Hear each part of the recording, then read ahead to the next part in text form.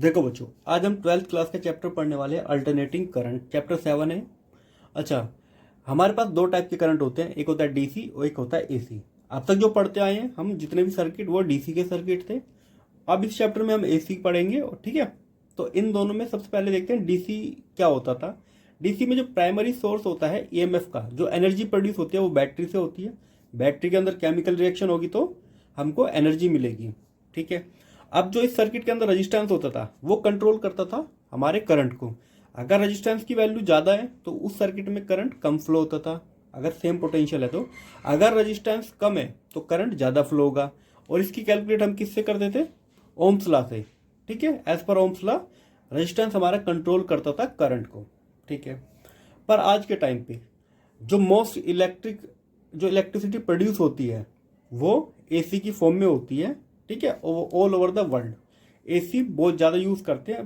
10% भी DC use नहीं होती, टोटल जितनी भी ओवरऑल आजकल पावर सप्लाई की डिमांड है। अच्छा, एसी कैसे जनरेट होती है?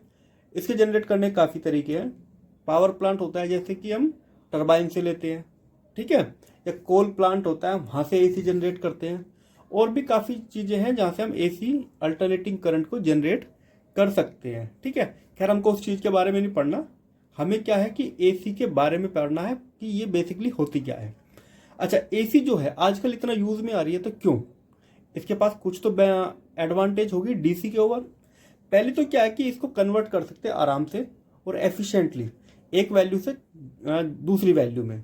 मान लेते कोई फैक्ट्री है, कोई इंडस्ट्री है, उसके अंदर करंट की भारी डिमांड है, तो क्या होता है कि ट्रांसफार्मर लगा होता है और वो डिमांड को मीट कर लेता है। ज़्यादा डिमांड होगी तो उस एरिया में ज़्यादा करंट को फ्लो करेगा। अगर डिमांड कम है तो कम सप्लाई करेगा। जैसे हमारा डोमेस्टिक है, घरों में जो इलेक्ट्रिसिटी आती है वो एसी ही आती है, अल्टरनेटिंग करंट। अब डिमांड ज़्यादा है तो क्योंकि हमारे सबके एरिया के बाहर क्या लगा होता है? ट्रांसफॉर्मर। डिमांड ज़्यादा होगी तो वो ज़्यादा स्टेप अप करेगा और करंट को ज़्यादा फ्लो करेगा। अगर डिमांड कम होगी तो डाउन कर देगा, ठीक है। तो उतनी एनर्जी कहीं और ट्रांसफर कर देते हैं हम। तो डिमांड के ऊपर काम करता है हमारा ट्रांसफॉर्मर। ये क्या होता है और कैसे काम करता है ये हम आगे पढ़ेंगे। दूसरी बात आती है जो ट्रांसमिट की जाती है एसी। देखो बच्चों, एसी कोई कॉलोनी के बाहर तो हमारा प्लांट लगा नहीं होता, प्लांट काफ़ी दूर लगा होता है, ठीक है, काफ़ी बड़े एरिया में, क्योंकि इसके प्लांट को काफ़ी ज़्यादा बड़ा एरिया चाहिए। या कहीं से भी मान लेते हैं कोई डैम है, डैम के नीचे हमारी जो टरबाइन है, अगर वहाँ से इलेक्ट्रिसिटी आ रही है तो वो काफ़ी दूर होगा। तो वहाँ से हमारे घरों तक इलेक्ट्रिसिटी लाना, उसको इतनी दूर तक ट्रांसमिट करना और हमारे आसपास के एरिया हम सब की जगह डिस्ट्रीब्यूट करना। ऐसा करने से क्या होता है कि एसी जो इकोनॉमिकली डिस्ट्रीब्यूट हो जाती है, एसी को ज़्यादा हम लॉस नहीं करते हैं। क्योंकि करंट क्या होता है, जब वायर से फ्लो होता है तो कुछ ना कुछ हीट की फॉर्म में वेस्ट हो जाता है। पर क्योंकि एसी कम लॉस में जाती है, अगर डीसी को किसी वायर के थ्रू हम फ्लो करेंगे तो ज़्यादा हीट प्रोड्यूस होती है। तो एसी को इकोनॉमिकली हम लॉन्ग डिस्टेंस तक ट्रांसमिट कर सकते हैं। ये इसके बेनिफिट्स हैं, ठीक है। अब हमको पढ़ना है कि एसी होती क्या है। अब देखो बच्चों, जैसे एसी का नाम ही है अल्टरनेटिंग करंट, इसका मतलब जो करंट चेंज होता है टाइम के अकॉर्डिंग। अब देखो, एसी का मतलब है ये करंट चेंज होगा टाइम के अकॉर्डिंग और कंटिन्यूसली और रिवर्स पीरियोडिकली। इसका मतलब जैसे ये वाला करंट है, ये करंट पहले क्या हो रहा है, जीरो से शुरू हो रहा है, फिर धीरे धीरे बढ़ के अपनी मैक्सिमम वैल्यू अचीव की, फिर धीरे धीरे कम होगा, फिर जीरो आ गया, फिर यहाँ पे नेगेटिव में गया, मैक्सिमम गया, फिर जीरो, फिर पॉजिटिव में, फिर मैक्सिमम, फिर जीरो। और यही प्रोसेस चलती रहती है, ठीक है। एक बार अप होता है, फिर नीचे डाउन, फिर अप, फिर डाउन। तो ये अल्टरनेट जो पैटर्न फॉलो कर रहा है, इसी को अल्टरनेटिंग करंट हम कहते हैं। अब इसकी कुछ टर्मिनोलॉजी पढ़ लेते हैं। अच्छा, इस टाइप के फंक्शन को, ये जो करंट फ्लो हो रहा है, इसको हमको डिनोट भी तो करना पड़ेगा कि ये किस टाइप का फंक्शन है। तो इसको दिखाने के लिए हम यूज करते हैं जो करंट होता है हमारा आई नोट साइन ओमेगा टी। क्योंकि जो भी पीरियोडिक फंक्शन होता है साइनोसोडल होता है वो, और उसको साइन के फंक्शन के साथ हम डिनोट करते हैं।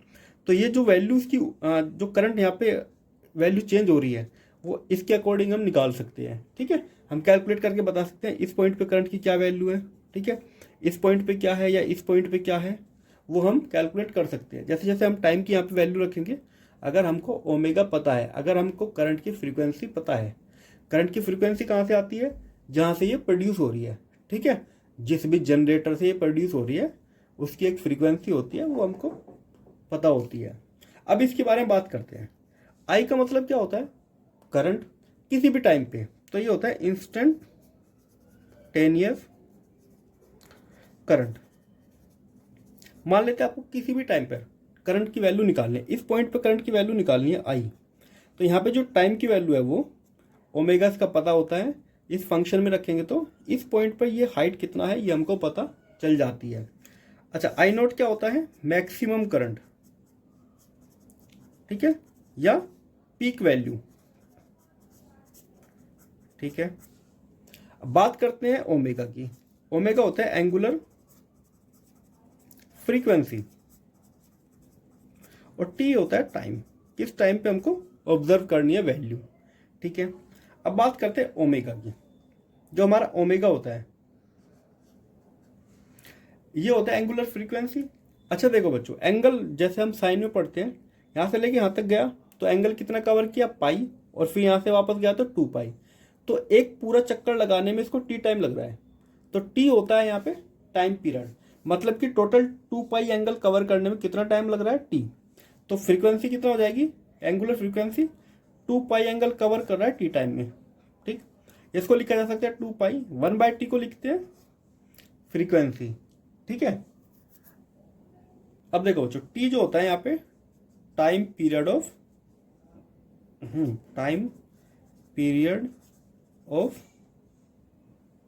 वन साइकिल या टाइम पीरियड ऑफ एसी, ठीक है।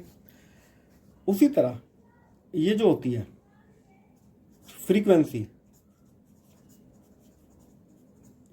होती है 1/टाइम, ये आपने पहले भी पढ़ा हुआ है 11th क्लास में। इसका मतलब क्या होता है? अच्छा, दो करंट देखो ध्यान से, इस करंट को अपना एक पूरा साइकिल कंप्लीट करने में टी टाइम लग रहा है, ठीक।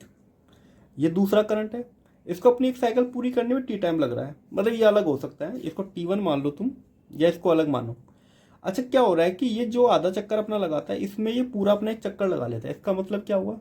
इसका टाइम पीरियड आधा है, जितने टाइम में ये अपनी एक कंप्लीट साइकिल करता है उतने में ये 2 कर लेता है, तो इसका मतलब इसकी फ्रीक्वेंसी क्या है? ज़्यादा।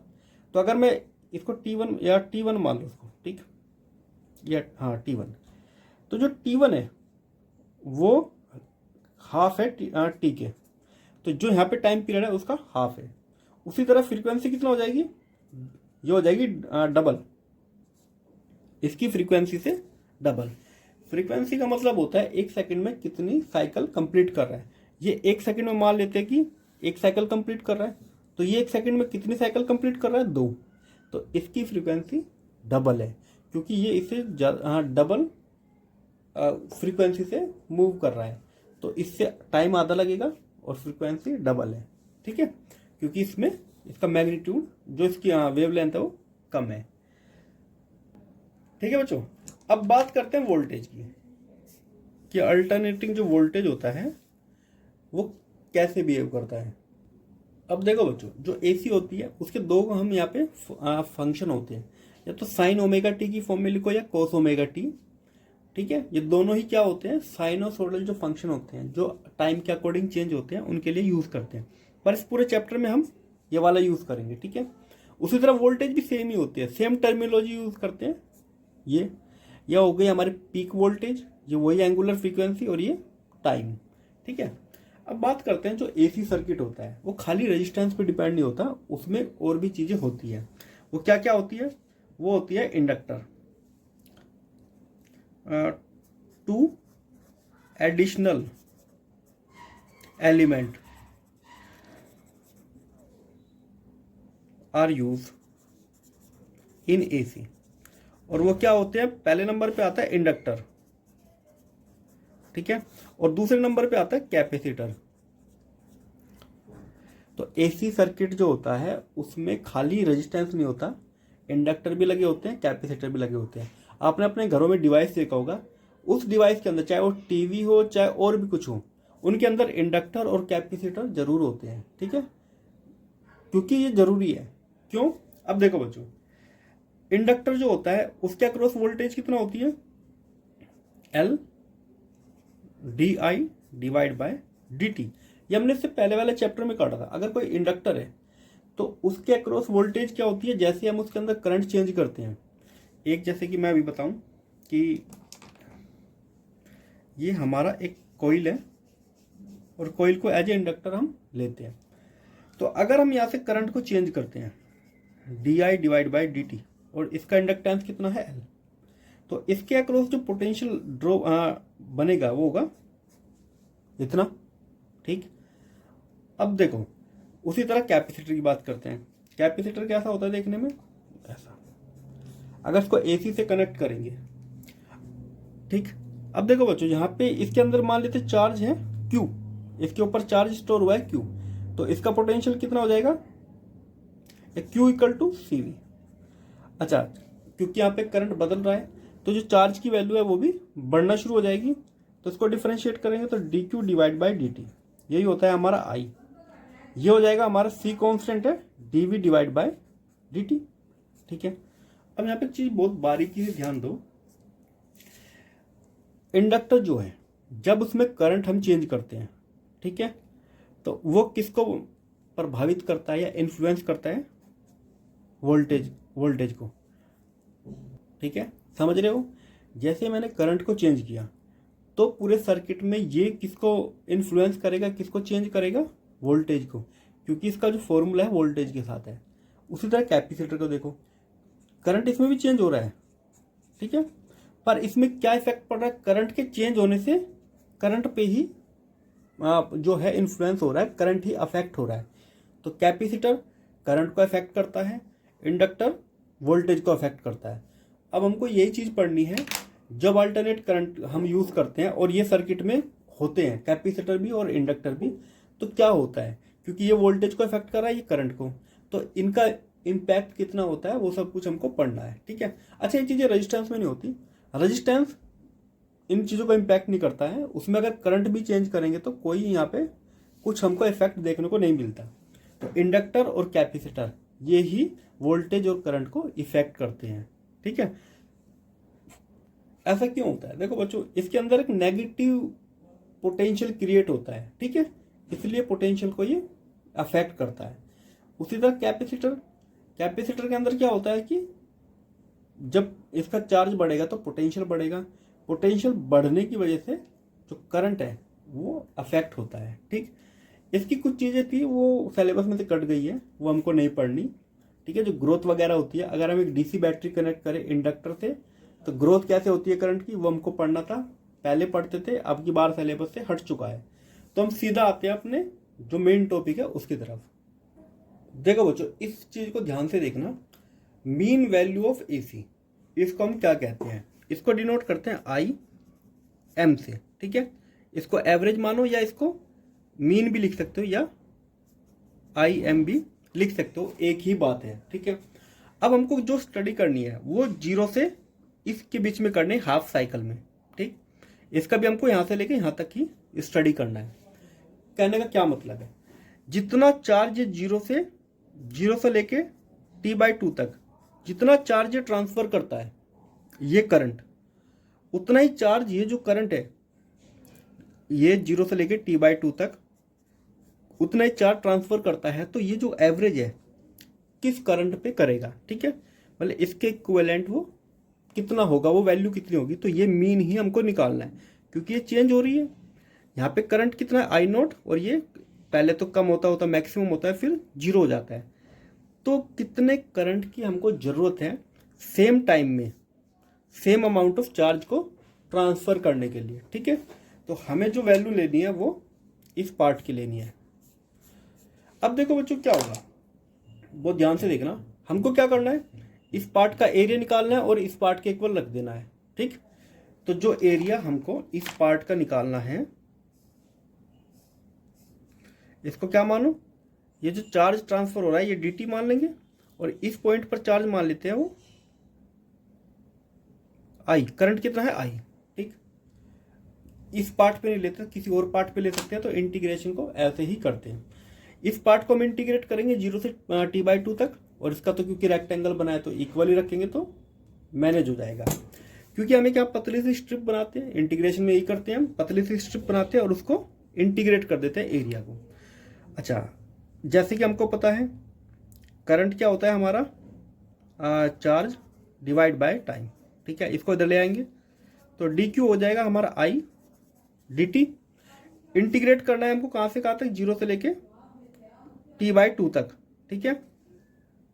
अच्छा बच्चों एक बात याद रखना, मैंने बिल्कुल बीच में नहीं बनाया जहाँ पे आई नोट है, मैंने कहीं और लिया है, मतलब कि थोड़ा साइड में वो बन गया, ठीक है, तो समझ जाना उसको।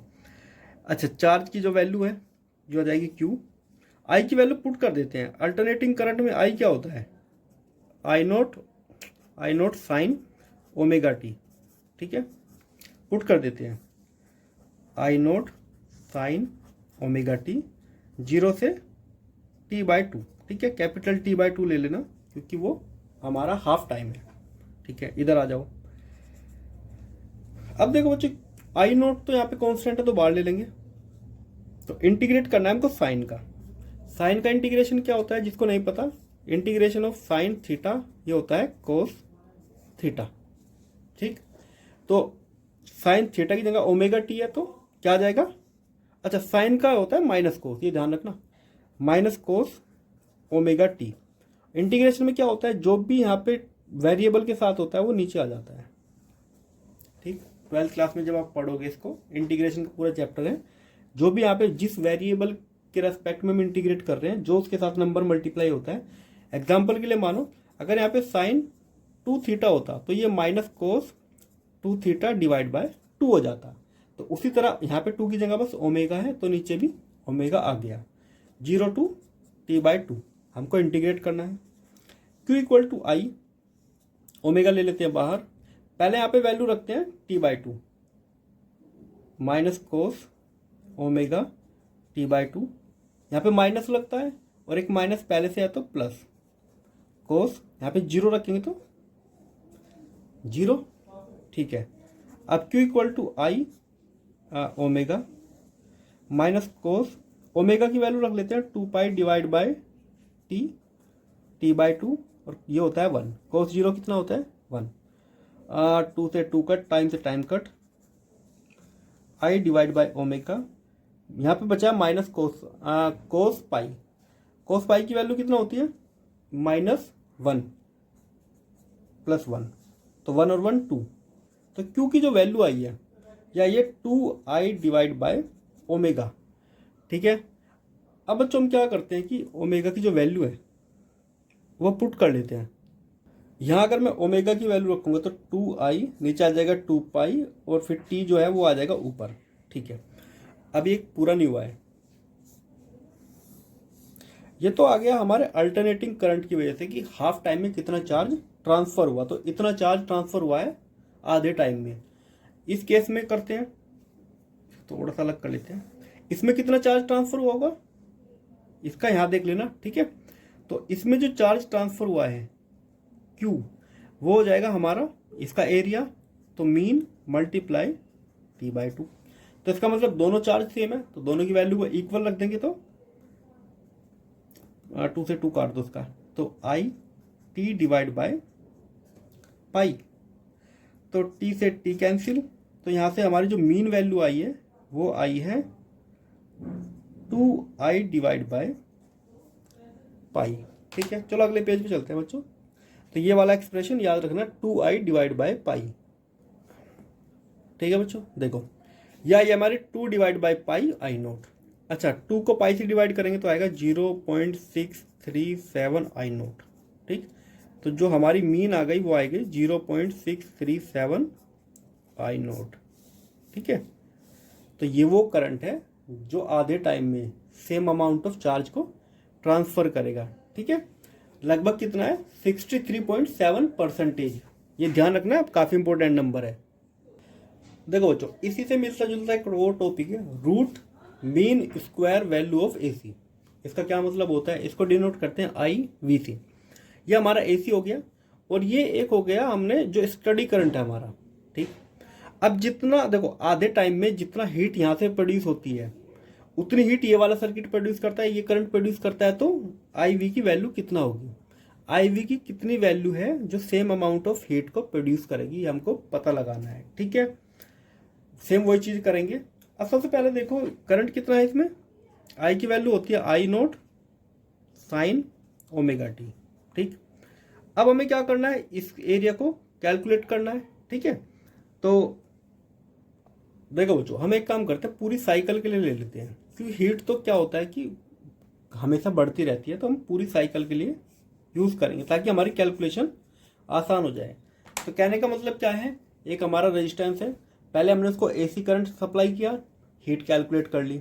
उसके बाद हमने उसको स्टडी करंट या डीसी करंट सप्लाई किया। हमें पता लगाना है कि हम कितना करंट सप्लाई करें कि जो हमारी हीट पहले वाले उसमें आई थी सर्किट में, सेम अमाउंट ऑफ हीट इसमें भी जनरेट हो। तो हमारा जो स्टडी करंट है वो कितना हमको देना पड़ेगा, इससे कंपेयर करना पड़ेगा। ठीक है, तो इसकी वैल्यू का कितना परसेंटेज है वो कि same amount of heat produce करे सेम टाइम के अंदर। ठीक है, वही इंटीग्रेशन का मेथड यूज करना है। अच्छा, यहाँ से देखो, हीट का जो फॉर्मूला होता है नॉर्मली होता है आई स्क्वायर आर टी।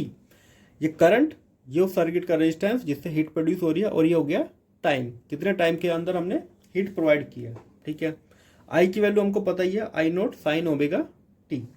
तो हमको क्या करना है, इंटीग्रेट करना है। तो हीट का आ जाएगा, हमको इंटीग्रेट करना है आई स्क्वायर आर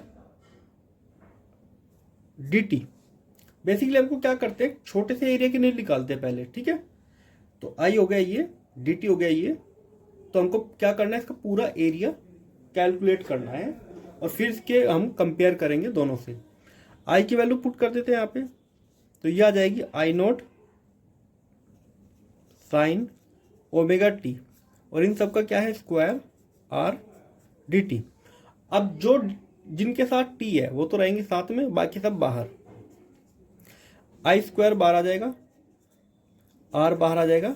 अच्छा, हमको कहाँ से कहाँ तक करना है, 0 से टी तक इंटीग्रेट करना है, 0 से टी। तो ये हो जाएगा हमारा sine square omega t d t, I naught square R. अच्छा, साइन स्क्वायर ओमेगा टी को लिख सकते हैं हम 1 माइनस कोस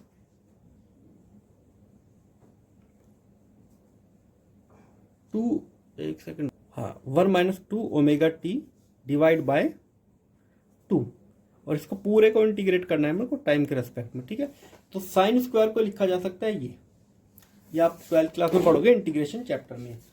अब 2 को भी बाहर ले आते हैं, तो ये आ जाएगा हमारा I naught square R divide by 2। अच्छा, 0 से टी। अच्छा, 1 का इंटीग्रेशन क्या होता है, ये तो हो जाएगा टी। इसका इंटीग्रेशन क्या होता है, कोस का इंटीग्रेशन होता है साइन। ठीक है, साइन नहीं बदलेगा यहाँ पे, तो ये आएगा साइन 2 ओमेगा टी, और जो भी टी के साथ होता है 2 ओमेगा वो आ जाएगा यहाँ पे। ये ध्यान रखना, मैंने अभी बताया था कि जो टी के साथ होता है वो नीचे आ जाता है, यहाँ पे 2 ओमेगा है तो 2 ओमेगा ही नीचे आएगा। 0 टू टी, वैल्यूज पुट कर देते हैं, I naught square R divide by 2, यहाँ पे रखेंगे टी, फिर यहाँ पे कैपिटल इसकी जगह रखेंगे टी, तो t minus sine 2 omega capital t divide by 2 omega. ये तो हो गया हमारा एक पार्ट, माइनस 0 रखेंगे, यहाँ पे भी 0 हो जाएगा, और साइन 0 तो 0 ही होता है, यहाँ पे 0 रखोगे तो ये कंप्लीट एंगल 0, ओवरऑल वैल्यू 0। ठीक है, अब इसको ठीक करके लिख लेते हैं हम, हीट इक्वल टू, यहाँ ध्यान रखना, ठीक है, इधर आ गए हम, I naught square R divide by 2 T minus sine 2 into omega की वैल्यू रखेंगे 2 पाई डिवाइड बाय टी, और ये हो जाएगा हमारा टी यहाँ पे। ठीक है, और यहाँ पे हमारा जो पूरा एंगल है 2 ओमेगा। ठीक है, टाइम से टाइम कट। अच्छा, यहाँ पे कितना आएगा 4 पाई, और साइन 4 पाई कितना होता है 0, तो ये पूरी टर्म हो जाएगी हमारी 0। तो हमारा जो हीट आई है वो आएगी I naught square R T divide by 2। ठीक है, तो ये आई है हमारी हीट। इसको कंपेयर करते हैं हम दूसरी वैल्यू से। देखो बच्चों, जब एक हीट हम सप्लाई करते हैं स्टडी करंट से, तो हीट कितना प्रोड्यूस होती है, आई वी मतलब इसका स्क्वायर और टी। ठीक, जो हमारा स्टडी करंट था, जो हमने अभी स्टडी करंट लिया था, देखो ये, इससे जो हीट प्रोवाइड होगी आई वी स्क्वायर, करंट यहाँ पे ये है, इसका स्क्वायर करेंगे आर और टी। ठीक है, तो ये हो गया हमारा फॉर्मूला इतना। अब जो इससे पहले हमने हीट निकाली है, जो हमने अभी एसी के लिए निकाली है, वो हीट आई है I0² R T divide by 2। अब दोनों को हमको कंपेयर करना है ताकि हम इनके करंट को कंपेयर कर सकें। तो IV² RT equal to I0² RT divide by 2। तो RT कैंसिल, तो IV आ जाएगा हमारा I0√2। ठीक है, अब वैल्यू रख, ठीक है, तो 1/√2 की वैल्यू होती है 0.707 I0। ठीक है, तो IV आ जाएगी 0.707 I0। इसका मतलब लगभग 70.7 जो मैक्सिमम वैल्यू उसकी। ठीक है, तो इसका मतलब क्या होता है कि जो मैक्सिमम वैल्यू है उसकी 70% अगर वैल्यू भी प्रोवाइड करोगे तो सेम अमाउंट ऑफ हीट निकलेगी। इसीलिए हमने कहा था कि जो डीसी होती है वो ज़्यादा हीट प्रोड्यूस करती है as compare to AC. AC में मान लेते हैं कि 100 जूल हो रही है, ठीक है, मान लो कि जो same amount of heat produce करने के लिए जो करंट है इसकी वैल्यू कम ही चाहिए। ठीक है, ये कम करंट भी ज़्यादा हीट सप्लाई करता है, same amount of heat supply करेगा, इसलिए I0 की जो वैल्यू है वो कम हीट प्रोड्यूस करती है एज कम्पेयर टू डीसी। ठीक है, और कितनी कम करती है, इतना, ये ध्यान रखना। ठीक है बच्चों, ये तो हो गया इसका बेसिक। आगे हमको सर्किट पढ़ने हैं, रेजिस्टेंस जब एक सर्किट में रेजिस्टेंस होगा, इंडक्टर होगा, या तीनों एक साथ होंगे कैपेसिटर के साथ, तो क्या होता है, उसके लिए मिलेंगे हम अगली वीडियो में। ठीक है, इससे रिलेटेड अगर कोई डाउट है तो आप हमसे कमेंट में पूछ सकते हैं, और हमारे चैनल को सब्सक्राइब किए। इस पर आपको 12th का पूरा सिलेबस मिलेगा, फिजिक्स का क्वेश्चन वगैरह भी मिलेंगे। ठीक है, पेपर से रिलेटेड और प्रीवियस ईयर जो क्वेश्चन होते हैं वो सब कुछ। ठीक है, मिलते हैं अगली वीडियो में।